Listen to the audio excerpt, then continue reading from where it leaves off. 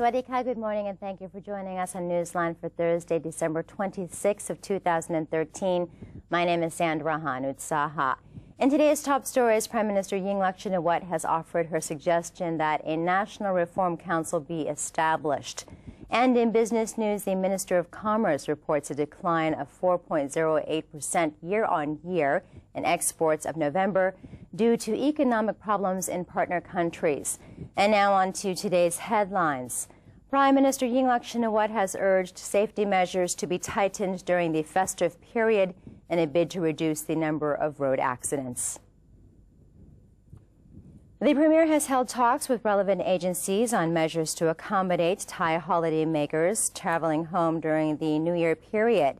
The Energy Ministry has been assigned to ensure a sufficient supply of fuel for motorists, while the Public Health Ministry will be in charge of providing adequate treatment to those involved in motor accidents. Meanwhile, the Royal Thai Army has offered to open Army bases barracks nationwide for use as rest areas from December 28th to January 2nd in order to lower the number of fatigue-related deaths during the long holidays. Prime Minister and Defense Minister Yingluck Shinawatra has offered her suggestion that a National Reform Council be established in parallel with the election process as a solution to the current political deadlock.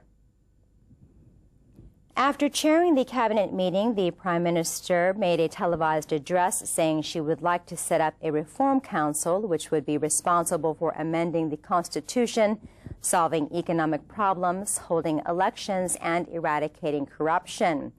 The council will initially comprise 2,000 members selected from various professions, with no government officials involved. The number of members would then be narrowed down to 499. The appointment would be conducted by a selection committee, which would have 11 members coming from military units, state agencies, universities, the National Economic and Social Development Board, the Thai Chamber of Commerce, the Federation of Thai Industries, and the Thai Bankers Association. Ms. Yingluck assured that the Reform Council would be free of political intervention and would operate independently, with the government only acting as coordinator. Now, we have just received a news report that clashes have been reported between the protesters and police officers in front of the EC registration venue at the Thai Japan Youth Center in Dindang, and commuters are advised to use other roads for the time being. And on to our third story.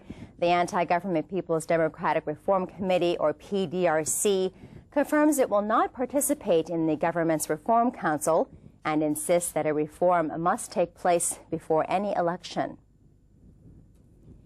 PDRC leader Thawan Seniam said that although the government accepted the private sector's proposal on the establishment of a Reform Council, it would still push for the election scheduled for February 2nd of 2014. The private sector actually wanted to see a reform before the election, as did the PDRC.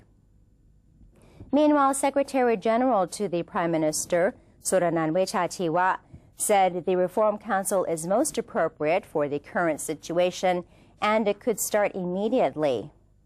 After the election, the new cabinet would carry on the council establishment and new laws could be passed to support it. The PDRC could send its representatives to participate in the 499-member council. The Cabinet has approved a 2-month extension of the Internal Security Act, or ISA, enforcement in Bangkok and parts of its vicinities due to the continued protests. Secretary General of the National Security Council, or NSC, Lieutenant General Paradon Patanatabut, revealed that the Cabinet had agreed to keep the ISA activated for another 60 days as proposed by security agencies. As a result, the special law, which was due to expire at the end of this month, will remain in effect until March 1st of 2014. Prime Minister Yingluck Shinawatra first announced the imposition of the ISA in Bangkok, Nonthaburi, Bangpli district of Samut Prakan, and Lad Lum Keo district of Pathum Thani on November 25th, after anti-government protesters escalated their movement and laid siege on several government offices. With the demonstrations of the People's Democratic Reform Committee, or PDRC, still dragging on, and the general election approaching on February 2nd, Lieutenant General Paradon cited the need to extend the ISA for security reasons. The Cabinet has agreed to extend the term of the diesel excise tax reduction for another month until January 31st. After a special Cabinet meeting, the Cabinet has given a green light to the extension of the tax reduction for one more month, as it was scheduled to end on New Year's Eve. The Election Commission earlier proposed that the measure should continue following the House dissolution, as it will lessen the financial burden on most households. Without the tax reduction scheme, the price is expected to rise by over 10 baht. After the scheme expires in January, the matter will be forwarded to the EC for further approval. Oil retailers PTT and Bangdak Petroleum earlier announced an increase in pump prices by 60 satang per petrol and 40 satang for gasohol E85. The price of diesel remains unchanged at 29 baht and 99 satang a liter. The Cabinet on Wednesday approved a one-year extension of soft loans for entrepreneurs in the violence-stricken deep south of Thailand. According to Deputy Government Spokeswoman Sunisa Lerpakawat, the government has decided to provide 25 billion baht worth of soft loans to entrepreneurs in Yala, Pattani, and Narathiwat to shore up their businesses, which have been affected by insurgency for almost a decade. Initially, the current program will end on December 27th this year. The Cabinet meeting therefore gave a nod to its extension for another year. Under the scheme, borrowers are required to pay only 1.5% interest rate per year. Moreover, the Cabinet also approved a 992 million baht fund to compensate the Government Savings Bank for losses incurred from differences between soft loans and regular loans interest rates. The government will spend up to 90 billion baht to pay farmers in the rice support scheme on the 15th of January of 2014. The sources of money include rice proceeds from the Ministry of Commerce and government budgets. Deputy Minister of Finance Thanusak Lekuthai confirmed the government had money to pay the farmers. He said the Cabinet has already approved a budget of 500 billion baht for rice from the growing season, which would end this December 31st. The Deputy Minister said the payments on the 15th of January would be given to the farmers who had not yet been paid after joining the rice support program for the 2013-2014 crop year.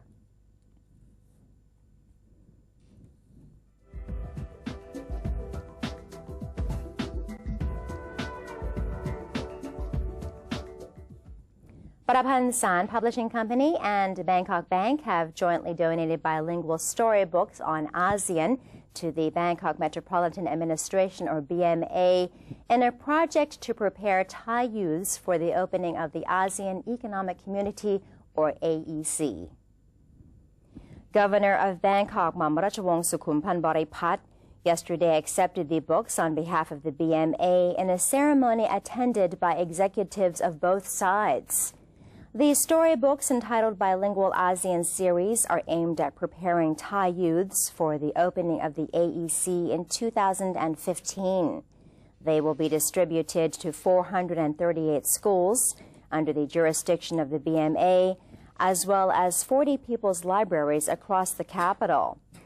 The event also hosted a workshop for teachers, librarians, and education workers on how to master the art of storytelling. In addition, an exhibition on the current development of Bangkok as a reading metropolitan was also showcased to promote reading among the people of Bangkok. And that's the end of our first segment for this morning. We now take a short break, but coming up next, the ongoing political confrontation has taken its toll on small and medium enterprises. Don't go away. Newsline will be back shortly.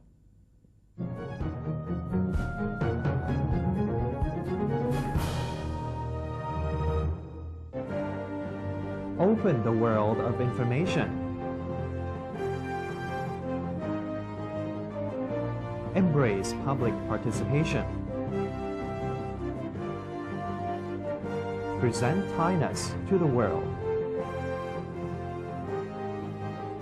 New dimension of the government's public relations. The 80th anniversary of the Public Relations Department. Creative media for the society. Mobilizing Thailand towards the ASEAN community. เมื่อมนุษย์ทำลายสมดุลทางธรรมชาติแล้วมนุษย์ก็เป็นผู้ประสบภัยพิบัติจากธรรมชาติร่วมสร้างอนาคตลดภัยพิบัติระดมพลังพลิกฟื้นคืนผืนป่าในทุกชุมชนทั่วประเทศ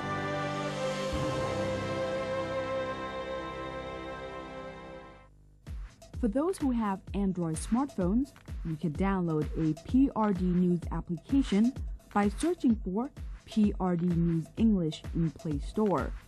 That way, you can stay up to date with the latest happenings in Thailand.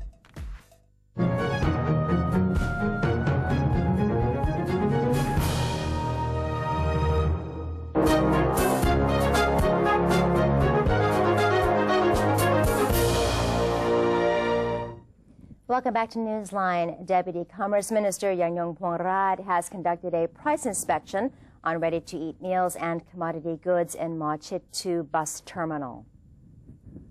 The Deputy Commerce Minister found out that vendors have increased prices of single-dish meals by 5 baht, with items such as noodles now being priced at 25 to 35 baht. Mr. Yanyong said, however, the prices are still considered at a normal level as they reflect the current national economic situation. He added that commodity prices are still stable. Furthermore, the Transport Company Limited has offered ready-to-eat meals for its passengers, providing more options for them to choose from. The Deputy Commerce Minister also said that the ministry has established complaint centers in bus terminals in Bangkok for the passengers, encouraging them to report on any unfair trading activities. Mr. Yanyong added reports can also be made at the Department of Internal Trade's hotline, which is 1569. Commodity prices for 2014 will likely remain stable. Meanwhile, inflation rates have been projected at 2.5 to 2.6%. According to Yanyong Phongrat, Deputy Commerce Minister, commodity prices will more than likely be stable as a result of declining consumer purchasing power and fierce competition among producers. However, prices of certain items may increase in line with the global cost and international economic recovery. Meanwhile, inflation rates have been projected to hover around 2.5 to 2.6% in 2014, compared to the 2.4% predicted for this year. In reference to the Department of Internal Trade's New Year public spending stimulus campaign, the Deputy Commerce Minister said the department will join hands with several superstore chains such as Tesco Lotus, Big C, and Macro, organizing trade fairs at several locations. He added a Blue Flag Fair will also be held on December 26th to 30th in Sattahip of Chonburi Province. The ongoing political confrontation has taken its toll on small and medium enterprises, said the Department of Industrial Promotion on Wednesday. According to the department's Director General, Mrs. Achaka Sibunreung, 2.6 million SMEs have been affected from the slump of consumer spending during the last 3 months of 2013 due to the political standoff. Those SMEs have to delay their production of goods, causing them to miss opportunities to make profit in one of the biggest shopping seasons of the year. Therefore, the department has suggested 2 strategies for the entrepreneurs. One, to take proactive approaches to new markets and also to promote networking of local SMEs in order to form a stronger business alliance. Meanwhile, the president of Local SMEs Network, Mr. Ponchai Ratanataraipop, said sale revenues of SMEs had plunged by 30% to 50% since the start of the anti-government rally. The Ministry of Commerce reports a decline of 4.08% year-on-year in exports of November due to economic problems in partner countries and product price decreases in the global market. According to Permanent Secretary for Commerce, Sirat Ratapana, Thai exports in November this year were valued at $18.7 billion, a 4.08% drop from the same month last year. The import value was $19.3 billion, a decline of 8.6% year-on-year. As a result, Thailand saw a trade deficit of $557 million. As for the combined export value during the first 11 months of 2013, the figure was recorded at $210 billion, down 0.49%. Although imports posted an increase of 1.22% to a worth of $231 billion, the 11-month trade balance was still in deficit of as much as $21.9 billion. The sluggish economies of trading partner countries, as well as downward adjustments of product prices, are believed to be the main causes of the ongoing export slump in Thailand. Thailand's key set index ended up 0.4% on Wednesday, helped by institutional-led buying and selective buying and exporters such as Daran Pokapan Foods, but political concerns and weak November trade data capped gains. The index closed at 1,332.45, further rebounding from a 15-week closing low of 1,326.14 hit on Monday. Volume was low with holidays in the region and the domestic headwinds. Shares of food exporters outperformed, led by a 3.3% gain in Daran Pokapan Foods and a 2.6% rise in Thai Union frozen products, as players bet on a pickup in global trade. Tourism-related stocks such as Hotelier Central Plaza Hotel were relatively weak amid caution over the political situation. Vietnam's benchmark VN index edged down 0.24% in low volume with foreign investors away for the holiday. Singapore, Malaysia, and the Philippines were shut for Christmas, reopening on Thursday, and Indonesia is closed on Wednesday and Thursday. And before we take our next break, let's have a look at the exchange rates and commodity prices.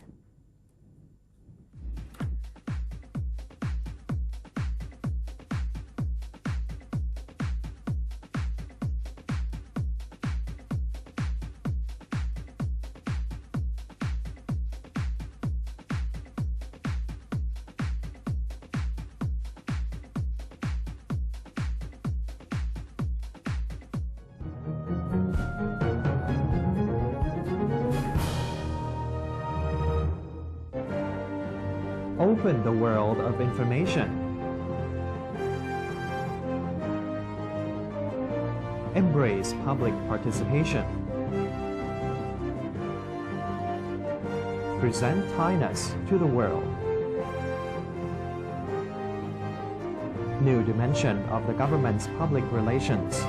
The 80th anniversary of the Public Relations Department. Creative media for the society. Mobilizing Thailand towards the ASEAN community. เมื่อมนุษย์ทำลายสมดุลทางธรรมชาติแล้วมนุษย์ก็เป็นผู้ประสบภัยพิบัติจากธรรมชาติร่วมสร้างอนาคตลดภัยพิบัติระดมพลังพลิกฟื้นคืนผืนป่าในทุกชุมชนทั่วประเทศ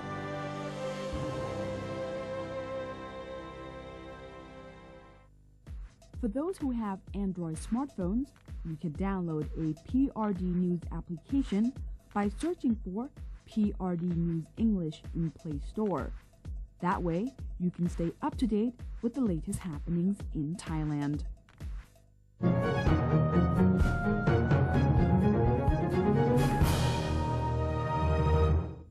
Welcome back. You're watching Newsline. The mercury continues to drop in Thailand's upper parts, wreaking havoc on residents struggling to cope with the cold weather.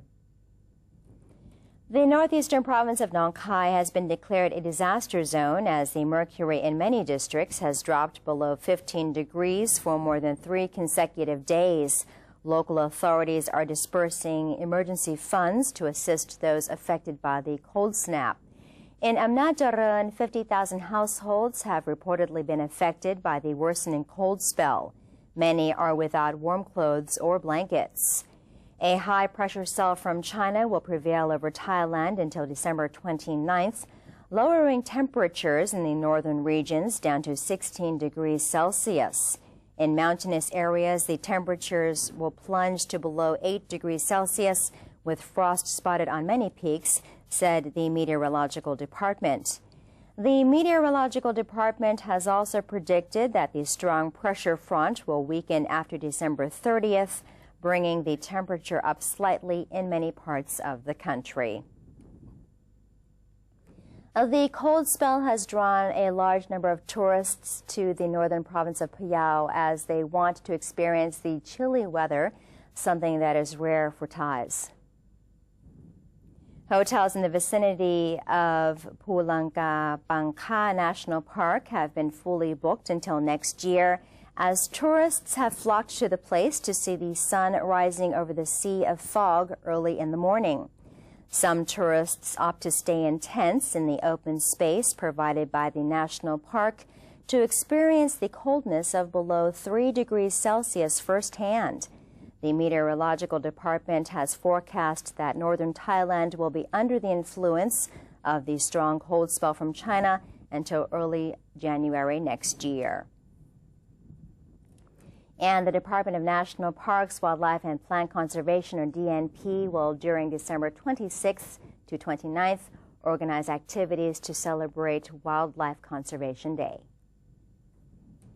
According to Therapat Parayurasit, Deputy Director General of the Department of National Parks, Wildlife and Plant Conservation, or DNP, the activities held during December 26th to 29th will be under the concept of Stop Consuming, Stop Hunting, and Stop Smuggling.